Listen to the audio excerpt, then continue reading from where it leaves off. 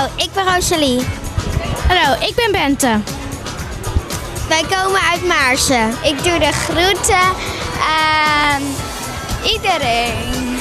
Wij doen de groeten aan mensen, kinderen die ook op onze school zitten. Ik doe de groeten van mijn moeder.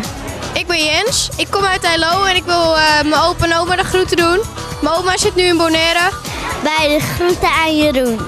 Ik ben Sterre en ik kom uit Heilo en ik wil de groeten doen aan mijn vriendinnen.